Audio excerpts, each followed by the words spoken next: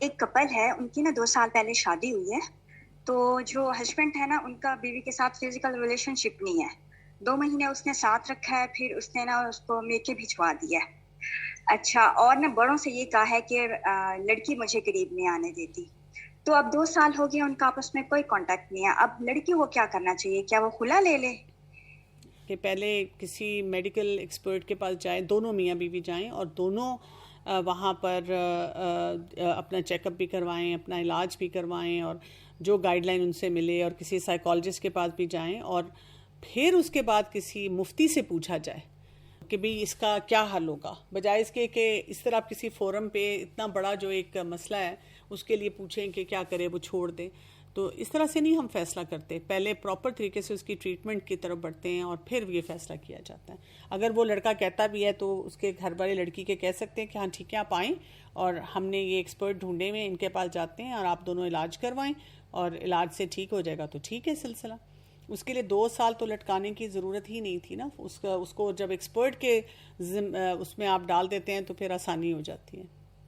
جی, میرا کوشچن یہ ہے کہ آپ نے جو پروووکیشن کا کہا ہے اور انیبلنگ کا کہا ہے, ڈز دس اپلائی ٹو اگر کسی کو سیویئر قسم کے لائک اینگر ایشوز ہیں؟ بالکل اپلائی کرتا ہے, یہ ہر کنڈیشن میں ایز سچ تو اپلائی کرتا ہے, لیکن یہ زیادہ بڑا ایک سمجھے ٹریڈ مارک ہوتا ہے ان کیس آف ایڈکشنز. لیکن جب آپ اینگر چیلنجز بھی ہوں تو تب بھی آپ کو نہ پرووک کرنا ہوتا ہے نہ انیبل کرنا ہوتا ہے, بلکہ اس اینگر چیلنج کو انڈرسٹینڈ کر کے اس کے مطابق ڈیل کرنا ہوتا ہے. جی میم, میرا سوال یہ ہے کہ انگیجمنٹ میری ہوئی ہے تو اس کے بعد جو میرے فیونسی انہوں نے مجھے بتایا ہے کہ وہ اسموکنگ کرتے ہیں نا, تو مطلب مجھے اس چیز سے بہت نفرت ہے, اور ابھی شادی نہیں, اور انہوں نے اور فیملی میں کسی اور کو نہیں بتایا ہوا نا, کہ اپنی فیملی میں کسی کو نہیں پتا وہ باہر کرتے ہیں اسموکنگ. تو اب شادی ہونے والی ہے تو کیا اس چیز کے بارے میں کیا کرنا چاہیے؟ آپ اپنے ان کو بتائیں, جو بھی آپ کے منگیتر ہیں کچھ, کیا انہیں بتائیں کہ مجھے اسموکنگ نہیں پسند. اور صرف یہ نہیں کہ پسند نہیں ہے, آپ اسموکنگ کے بارے میں پوری ریسرچ کریں, پڑھیں, کتابیں پڑھیں, آرٹیکلز پڑھیں, ایکسپرٹس کی ٹاک سنیں کہ اس کے کیا کیا نقصانات ہیں, اور ان نقصانات کو مائنڈ میں رکھتے ہوئے پھر آپ ان سے بات کریں کہ یہ مسئلے مسائل ہیں اور اس کو ہمیں ضرور حل کرنا ہے. اس کے لیے پھر آپ ان کو کہہ سکتی ہیں کہ دیر آر ایکسپرٹس جو ہمیں اس میں ہیلپ کر سکتے ہیں, تو let's go to these experts and let's learn کہ اس کو کیسے ٹھیک کیا جا سکتا ہے. کسی کا سوال ہے کہ ان کے بھائی ڈرگ اور الکوہل ایڈکٹ ہیں اور وہ الگ بھی رہتے ہیں گھر سے, یعنی ان کا اپنا الگ گھر ہے, شادی شدہ ہیں, تو ان کو اس چیز سے کیسے نکالا جائے؟ اسی طرح جس طرح پہلے بتایا, پہلے آپ اپنے آپ کو ایکوپ کریں, آپ تو سیکھیں. ان کی جو وائف ہیں یا ان کے فیملی ممبر جو ان کے ساتھ امیجیٹ رہتے ہیں, ان کو اس معاملے میں یعنی ان کو ٹریننگز میں لائیں, اور ایڈکشن سینٹرز میں جائیں, چیک آؤٹ کریں سارا پروسیجر, اور پھر اس کے بعد جو وہ سینٹر ہے وہاں پر کسی پہ ان کو ڈی ٹاکس کے لیے وہاں پہ لے کر جائیں, پش کر کے چاہے آپ کو لے کے جانا پہ. اور یہ جو ایڈکشن سینٹرز ہوتے ہیں ان کو آئیڈیا ہوتا ہے کہ ان ایسے کیسز کو کیسے کنونس کر کے یا پش کر کے لے کے آیا جاتا ہے تاکہ ان کا پھر علاج کروایا جائے. I have seen families where the offspring or where there is drug addiction, alcohol addiction, any type of addiction is prevalent. It's not only one member of the family doing this, but many siblings or many of the children are doing this. What could be a reason for this? It could be genetic factors running in the families, and because of that they are more prone to this thing. And then lack of skills in the environment, and most of all lack of iman. So when all the factors they come together, so this can lead to like a bigger fallout for the whole family. So family patterns should be observed, how they were raised, what kind of challenges they went through, how sensitive they had been towards religion, had they been taught the concept of halal and haram. So, if something had been happening in the family, maybe one elder person involved in addiction and it was taken as a casual thing, so then obviously the rest of them, they would also see it very lightly. Doctor صاحب بہت شکریہ آپ کا, آپ نے بہت multi dimensional guidance دی ہے اس اہم ٹاپک پہ. بس میں یہ پوچھنا چاہ رہی ہوں کیونکہ کبھی ڈائریکٹ رابطہ تو ان سینٹرز وغیرہ سے نہیں رہا, لیکن جس طرح سنتے ہیں بعض دفعہ کہ یہ جو سینٹرز ہوتے ہیں جہاں پر پھر ایڈکشن چھڑانے کے لیے ڈالا جاتا ہے, ظاہر ہے ہمارے یہاں تو ہاسپٹلز وغیرہ میں تو کوئی بہت اچھے وہ ہیں ہی نہیں وارڈز وغیرہ نا, साइकोलॉजिकल पेशेंट्स के लिए भी नहीं है, सिर्फ आर्मी हॉस्पिटल्स में है। तो उसके लिए उसको तलाश करना या सही उसको समझना, ये भी कहा जाता है कि वहाँ जाके और भी ज्यादा इंसान एब्यूजिव उसमें हो जाता है या तो वो किस तरह एक बीवी के लिए जो पहले भी काफी हेल्पलेस है अपने माहौल में और सब ऑड्स वन आउट वो करके तो वो कोशिश कर रही है, या कोई भी अगर बहन वगैरह भी है तो वो किस तरह फिजिबल होगा, क्योंकि एक आपने ये कहा कि वो खुद एफर्ट करे। और इसमें मैंने शायद मिस भी किया थोड़ा बीच में कि घर के मर्दों की सपोर्ट को भी तो हासिल करना होगा ना, अगर ससुराल के भी हैं या अपने भी, तो उनके बगैर वो एक औरत खुद किस तरह ये इतना काम करेगी, इस पे अगर आप थोड़ा गाइड करें। हाँ जी, ये आपने बहुत ही अहम सवाल जो है उसकी तरफ निशानदेही की, अहम एरिया है ये। पहली बात तो ये है कि ये कॉन्सेप्ट है लोगों का कि जी जब हम किसी एडिक्शन सेंटर में जाते हैं तो वहाँ तो वो खुद ड्रग्स देते हैं। पहली बात तो ये कि जब एडिक्शन सेंटर में पेशेंट जाता है तो उसको पहले डिटॉक्स करना होता है। डिटॉक्स करने के लिए ख़ास अद्वियात हैं, और आप सबको सुन के स्पेशली पाकिस्तान में जो लोग रहेंगे उनको हैरत होगी कि वो बहुत सारी अद्वियात जो हैं जो कि एक किस्म की लाइफ सेविंग हैं, जो बहुत जल्दी नशे को छुड़वा सकती हैं, वो पाकिस्तान में अवेलेबल नहीं है। और इस वक्त I am working with a group of doctors जो इस सिलसिले में गवर्नमेंट लेवल पे ये एफर्ट कर रहे हैं कि उन अद्वियात को अवेलेबल किया जा सके। इसमें बहुत सारे साइकाइट्रिस्ट हैं, साइकोलॉजिस्ट हैं, और कुछ अमेरिका में बैठे हुए पाकिस्तानी डॉक्टर्स की टीम है जो कि इसके ऊपर काम कर रही है कि हम अवेलेबल करें। तो वो ये कॉन्सेप्ट आता है ना, ये वो इसी वजह से आता है कि एक शख्स जो इंतहा दर्जे का नशा कर रहा है और अगर आप उसको फ़ौरन वहाँ पे सेंटर में जाके कट करेंगे तो वो तो बर्दाश्त नहीं कर सकेगा, उसका सिस्टम इतना यूज होगा वो मर जाएगा। तो कई दफ़ा किसी पेशेंट के लिए वो लाइफ सेविंग होता है कि उसको ग्रेजुअली आहिस्ता आहिस्ता उन ड्रग्स को कम किया जाता है और फिर उनको मेडिसिन्स की ऐसी कम्बिनेशन दी जाती हैं जिससे कि आहिस्ता आहिस्ता उनकी बॉडी जो है उसका होम्योस्टेसिस या जो उसका बैलेंस है उसको पहले मेंटेन किया जाए।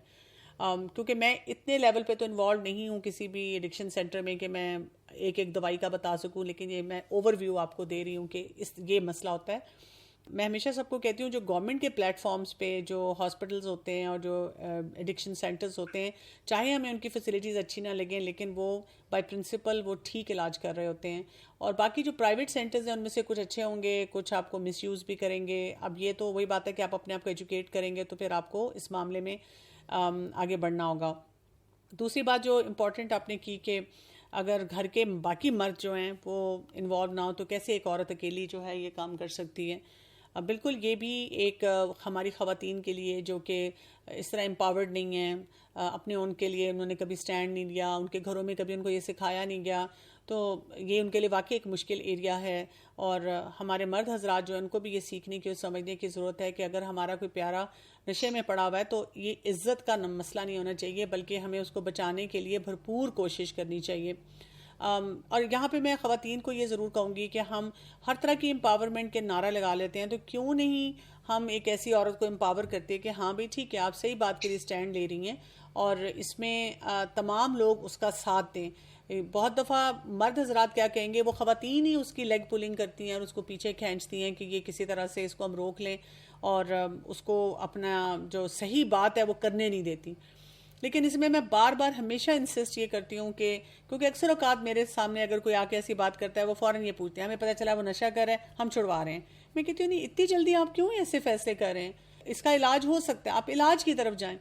हाँ, इलाज करते करते मैं अभी कुछ अर्सा पहले केस है किसी बच्ची का, उसने जब देखा उसकी शादी को भी 8-10 साल हो गए थे और उसने देखा कि जी उसका हस्बैंड नशा करता है, वो एक एडिक्शन सेंटर में भी गई, इलाज भी करवाने की कोशिश की, इन ससुराल वालों को भी इन्वॉल्व किया, लेकिन जब उसको लगा कि उसका हस्बैंड किसी तौर पे भी मसले मसाइल को हल नहीं कर रहा तो आगे बढ़ गई। और उसमें बहुत बड़ा रोल उसकी अपनी इमीडिएट फैमिली का है कि उसकी इमीडिएट फैमिली जो उसके मतलब उसके मैके वाले हैं उन्होंने उसको कहा कि तो, और उसमें जाहिर है उसके भाई हैं जिन्होंने उसके लिए स्टैंड लिया अपनी बहन के लिए। उन्होंने ये नहीं कहा कि भी हम तो अपनी फैमिली में बिजी हैं, हम तुम्हें कैसे सपोर्ट देंगे। उन्होंने उनसे कहा कि अगर ये तुम्हारा शौहर ठीक होने के लिए तैयार नहीं है तो बस मूव आउट, बिल्कुल तुम परवाह ही ना करो, फिक्र ही ना करो। और वो लड़की आगे अब पढ़ाई परसू कर रही है, अब बहुत फोकस तरीके से अपनी ज़िंदगी में आगे चल रही है। अभी पिछले दिनों मेरी उस बच्ची से दोबारा मुलाकात हुई कहीं, तो मैंने उसको कहा, मैंने कहा कि मतलब ऐसी होनी चाहिए बच्चियां कि अगर एक एब्यूजिव कोई रिलेशनशिप था तो उसका दुख लेकर ना बैठें کہ تم نے اپنی گروتھ کی, تم نے اپنے بچوں پہ تم انویسٹ کر رہی ہو, تم آگے پڑھ رہی ہو, اور وہ یہاں تک کہتی ہے کہ I am ready for the marriage, کہ مجھے کوئی اچھا اپرچونٹی ملے گا, اچھا اسپاؤس ملے گا تو میں شادی بھی کروں گی جو اللہ کے حکم کے مطابق ہوگی. تو یہ وہ والی بات ہے کہ جس میں ہمیں اپنے آپ کو بہت زیادہ امپاور کرنے کی ضرورت ہے. جی میں یہ سوال کرنا چاہتی تھی ڈاکٹر صاحب آپ سے کہ یہ اورل سیکس جو ہے وہ کسی ایڈکشن کی طرف اشارہ کرتا ہے, اور کیا اس کی اجازت ہے اسلامی پوائنٹ آف ویو سے, اور اگر کوئی ایسا کرتا ہے تو کیا اس بنیاد پر ان سے علیحدگی کی جا سکتی ہے اگر وہ اس سے باز نہ آئے, اور ساتھ بائی پولر ڈس آرڈر کا بھی اندیشہ ہو کہ اس شخص میں ہے. یہ اورل سیکس یا جو بھی جنسی قسم کی ہمیں پرورژنز نظر آتی ہیں, انڈیکیشن ہو سکتی ہیں کہ پورن ایڈکشن ہو. ہم شیورٹی سے نہیں کہہ سکتے, لیکن زیادہ تر کیسز میں یہ پورن ایڈکشن کی طرف جاتی ہیں. دوسری بات یہ کہ یہ جائز ہے کہ نہیں جائز ہے, میں نے ابھی لیٹسٹ ریسرچ نہیں کی, لیکن جو میں نے لاسٹ ٹائم کی تھی کچھ عرصہ پہلے, کسی نے مجھ سے اس طرح پوچھا تھا, میں نے جب علماء کے مختلف فتاوا دیکھے تھے تو اس میں مکسڈ اوپینینز ہیں. کچھ تو جو ہیں وہ بہت سختی سے کہتے ہیں کہ الاؤڈ نہیں ہے, لیکن کچھ جو ہیں اس میں کچھ کنڈیشنل طریقے سے بتاتے ہیں. تو یہ آپ کو کسی اچھے بیلنس اسکالر سے ہی پوچھنا ہوگا کہ وہ کیا کہتے ہیں. اور پھر اگین وہی بات آ جاتی ہے کہ اگر اس کی بنیاد پہ کیا چھوڑا جا سکتا ہے کہ نہیں, اس کی بنیاد پہ علاج کروانا چاہیے, کہ ایسا شخص جو کسی پرورژن میں گیا ہوا ہے تو اس کو علاج کی ضرورت ہے. اور اگر بائی پولر ڈس آرڈر ہے تو بائی پولر کو بہت اچھی طرح سے علاج کے ذریعے ان آرڈر کیا جا سکتا ہے. تو بائی پولر کا مطلب بھی یہ نہیں ہے کہ جی اب آپ ساری زندگی اس کی بائی پولیرٹی سے ڈیل کرتے رہیں, بلکہ آپ کیا کریں کہ آپ اس کو سیکھیں, اور سیکھ کر اس کو جسے کہتے ہیں نا کہ اگین اس سے ڈیل کرنا سیکھیں. آپ کو ایسی کتابیں اب آن لائن مل جاتی ہیں کہ if there is a family member who is by polar, if there is a family member who has OCD, if there is a family member who has addiction, تو ہم نے کیسے اس سے ڈیل کرنا ہے. تو آپ سارے معاملات کو اس کو سمجھ کے پھر آگے بڑھ سکتے ہیں. بچے جو کارٹون کے ایڈکٹ ہو جاتے ہیں یا کسی اینیمیشنز کے, تو ان کو اس سے کس طرح سے نکالا جائے, کیونکہ مائیں گھروں میں اس قدر بزی ہو گئی ہیں کہ وہ ان کو فون پکڑا دیتی ہیں, تو کیسے نکالیں ان چیزوں سے؟ پھر آپ کے سوال میں جواب موجود ہے. ماؤں کی جو بزی ہونے کی چیزیں ہیں ان کو کم کر دیں, ان سے ڈیمانڈز کم کر دیں, ان کو بچے پالنے دیں.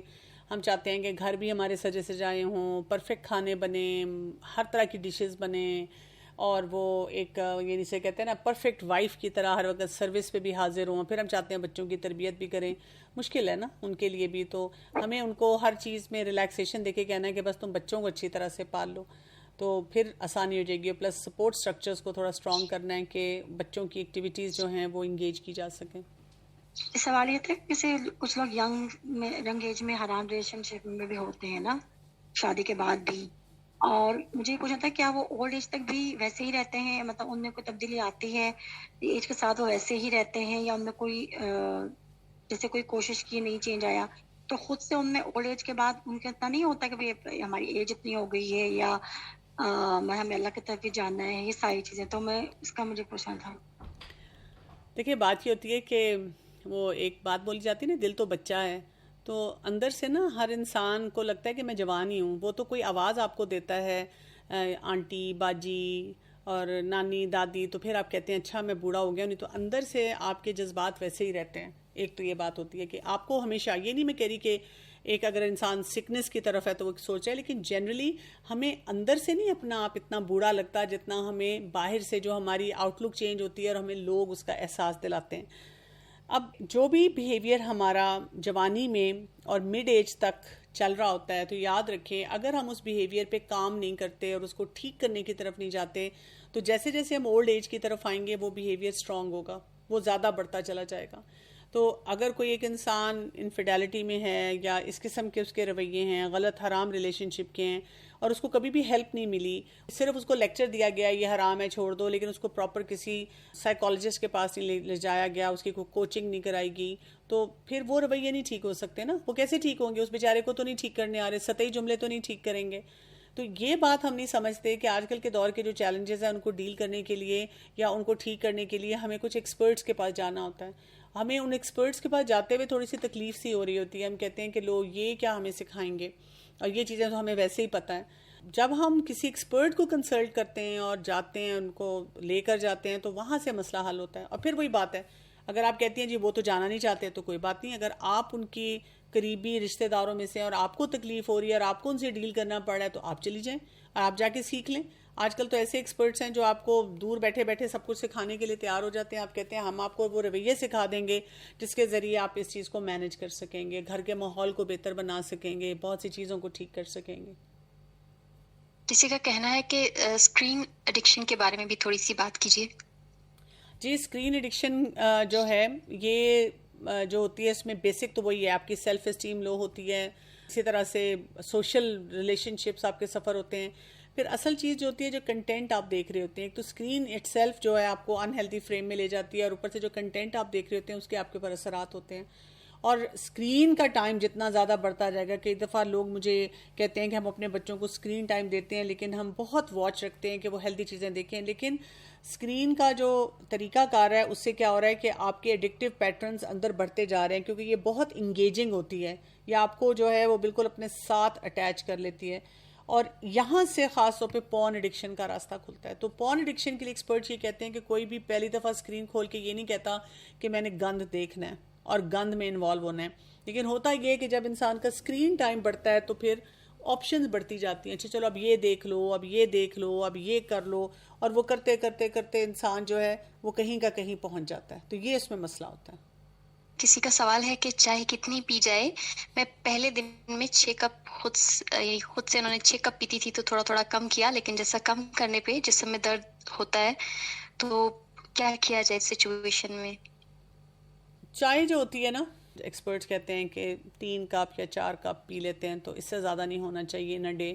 اور اسپیشلی جو رات کو سونے سے پہلے لاسٹ کپ ہوتا ہے جو آپ کا سلیپ ٹائم ہے, اس سے مطلب وہ جو اس سے کوئی 6 یا 8 گھنٹے پہلے آپ کا لاسٹ کپ ہونا چاہیے. یہ نہیں کہ رات کو آپ نے 10 بجے سونا ہے تو آپ 9:30 بجے چائے پی رہے ہیں, یہ طریقہ کار درست نہیں ہے. زیادہ اگر آپ چائے پیتے ہیں اور اگر آپ نہیں پیتے تو آپ کی وہ باڈی میں اس طرح ہوتا ہے, تو اس کا مطلب ہے کہ آپ کو کھانے پینے کے بیلنس کا نہیں پتہ. جب تک آپ کھانے پینے کے بیلنس کو ٹھیک نہیں کریں گے تو آپ کے مسئلے مسائل پھر چلتے رہیں گے. تو اپنے اوور آل کھانے میں بیلنس لے کر آئیں. اس پہ میرے آپ کو بہت سے لیکچر مل جائیں گے یوٹیوب پہ لائف سٹائل سے ریلیٹڈ, وہ آپ سنیں تو آپ اس میں دیکھیں کہ کیا کیا کھانا چاہیے, کس وقت کھانا چاہیے, کیسے رہنا چاہیے, تو انشاءاللہ اس سے آپ کو فائدہ ہوگا. میرا کوشچن یہ تھا کہ ایکچولی آج کل ہمارے گھر میں بھی ایک شیزوفرینیا کے پیشنٹ ہیں, کافی عرصے سے ان کی ایج ہے اب. تو اب میں جس طرح بچپن میں تو ہمیں پتہ بھی نہیں تھی یہ بیماری, لیکن اب جیسے جیسے ان کو ڈیل کر رہے ہیں, میرے سسر ہیں, تو اب جیسے جیسے ہم ڈیل کر رہے ہیں تو مجھے بہت حیرت ہوتی ہے کہ اب آگے پیچھے بہت ساری فیملیز میں اب یہ بیماری بڑھتی جا رہی ہے. تو یہ ایک تو میں نے پوچھنا تھا یہ جینیٹیکل ہے, اور پھر آگے جس طرح اب فیملی ہسٹری ہے, ان کے چچا کو بھی مطلب تھوڑا سا اٹیک تھا لیکن وہ اتنے نہیں ہیں جتنے مطلب میرے سسر ہیں, تو آگے بچوں کو بھی مطلب پریونشن. دیکھیں اسکیزوفرینیا جو ہے نا وہ جینیٹک ہوتی ہے, اور اس میں ڈائٹ اور باقی چیزوں کا رول ہوتا ہے جس میں اس کو بہتر بنایا جا سکتا ہے. اور ایسے افراد کو اگر آپ ٹریننگ میں رکھتے ہیں کسی بھی سائیکالوجسٹ کے انڈر, اور ان کی جو میڈیکیشن ہے وہ لیتے ہیں اور ان کے ڈائٹ پلانس کو صحیح طرح فالو کرتے ہیں, تو یہ بہت اچھی زندگی گزار سکتے ہیں. تو ان پہ انویسٹ کرنا چاہیے, ان کو چھوڑ نہیں دینا چاہیے. جزاکم اللہ خیرن کثیرا. اللہ تعالیٰ سے دعا ہے ڈاکٹر کنول, اللہ تعالیٰ آپ کے علم, آپ کے عمل, آپ کے انرجی آسانیاں کریں. اللہ تعالیٰ آپ کے لیے دنیا اور آخرت دونوں میں آسانیاں کریں اور مزید آپ کو علم عطا کریں. ایسے ہی آپ مزید لوگوں کی ہیلپ کرتی رہیں فار دی سیک آف اللہ. جزاکم اللہ خیرن کثیرا. باقی تمام لوگوں کے لیے جنہوں نے جوائن کیا, جنہوں نے آرگنائز کیا, اللہ تعالیٰ سب کے لیے دنیا اور آخرت اللہ تعالیٰ سب کو دنیا اور آخرت کی خیر اور بھلائیاں عطا کر دے, اور سب کو بہترین طور پہ دین پر اخلاص کے ساتھ عمل کرنے کی توفیق عطا کریں. بارک اللہ فیکم. جزاکم اللہ خیرن کثیرا. سبحانک اللہم و بحمدک, اشہد ان لا الہ الا انت, استغفرک واتوب الیک. السلام علیکم ورحمۃ اللہ وبرکاتہ.